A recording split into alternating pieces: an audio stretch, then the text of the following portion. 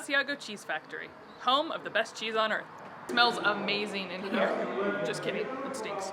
But the cheese is so good. Oh, you like the age better? You guys smell it first. So this is aged 4 years. So this is gonna be really strong. The very first one?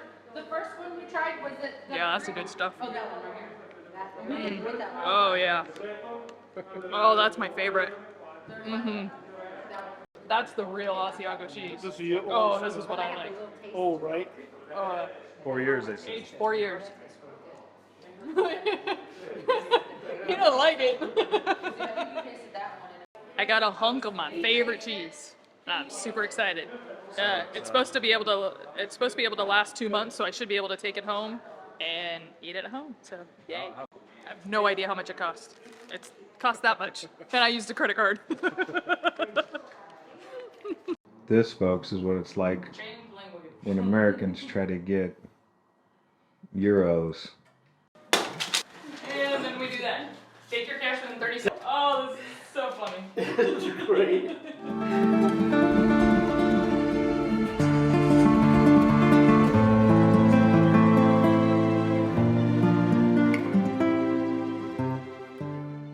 We just got done visiting the small alpine town of Asiago. We're right at the base of the Dolomite Mountains, and this town is absolutely incredible. I can only imagine what it looks like in the wintertime when it's full of snow.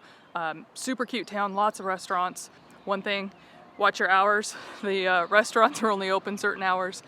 You can get drinks. They have little cafes with cappuccinos and you can get beer, but food is very limited during the off hours. So, and it is the home of the Asiago cheese. So if you haven't tried Asiago cheese, it is actually my favorite cheese of all time.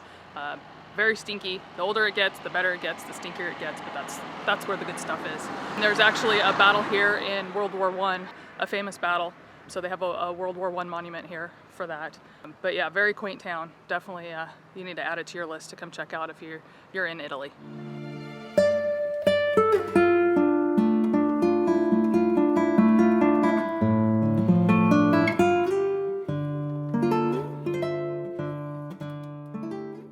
You can't come to Italy and not go to a winery. So our tour guide brought us up here. This is her favorite. It's Via Sirmione. I think I said it right. I don't know. I tried like 10 times, so maybe. This is sparkling, yes. Just try it. It's good. It's sweet. Sparkling. Well, that's good. I really like that. I know you would. I really like that. Yeah, let's get all of that one. What was it called? Oh, come on. It's right Do here. your best. Your Dion. Doc. So you guys want a bottle or you guys want a cup of it? Can she try the Pinot Grigio? These things are big old giant jugs of wine. Like this whole entire bottle. Giant bottle. Look at that thing. That's a bottle of wine. It's insane.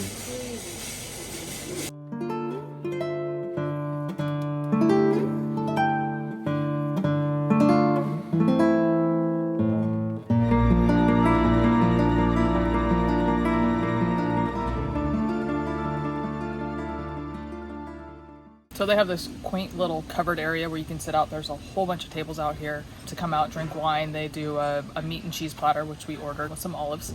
But we discovered this place. The original historical record goes back to, first dated in 1447, I believe it was. But there's drawings of it back to the 12th century. So very, very old area. Absolutely incredible to be out here and to see buildings that are still standing from hundreds of years ago. So here's 3 bottles of wine for $18. All right, the thing about Italy, as you may already know, is they take siestas in the middle of the day. So the winery was open from 10 to noon, and then they closed down and open again at 3. So pretty funny. We're here, it's almost noon, and they're closing shop. Like, hey, get out of here. We gotta take our break. And so yeah, it's kind of weird when you're looking for places to eat or what have you. You definitely have to look at the timing of when the restaurants are open because they're very odd times compared to what we're open in America. They open later in the morning, close down, and then come back, and then they're open super late. Sometimes midnight, 1 o'clock for a regular pizza place. So they eat a way different schedule. So something to keep in mind. Where are we at? Mount Barico. Okay, so tell us a little bit about Mount Barraco. I can at least do my hair and my makeup. Nope. What do you want to know? What, do you want to know What you about just it? told us. Oh, I said about Del Din. Del Din's way out there for soldiers that come here.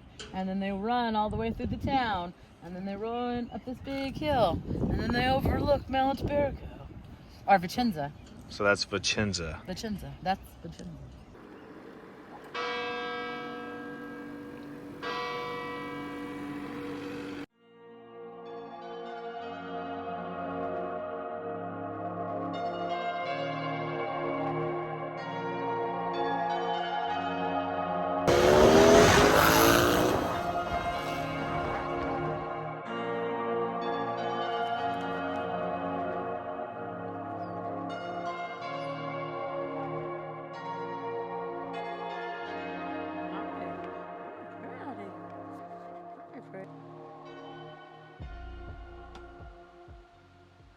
This is aged 6 months, and it was wrapped in prosecco. It's not as strong as the Asiago that I got.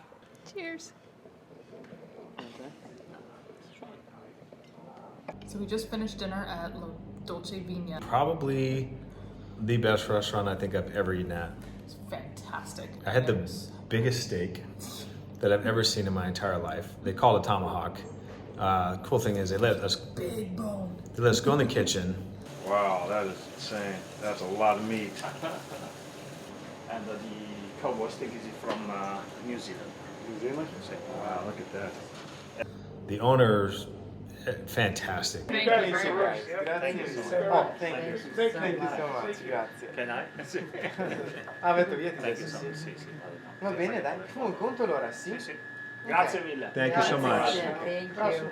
Coming here, I mean, they have horses. They've got a couple dogs that run around. It's about Family a dogs. 40-acre winery. Yeah, it's a family restaurant, winery. Highly recommend this place if you get a shot. Stopped off in this cool little town of Sirmione, castle in the middle of the town. Yeah. Beautiful city. Just like every single Italian city we've been to, we just talked about how when you drive through, you just can't believe, or when you walk through these areas, you've got castles, you've got restaurants, you've got shops, you got everything. And it was all, outdoor seating. I mean, and there's hundreds of people in there just walking around, right? Thousands of people.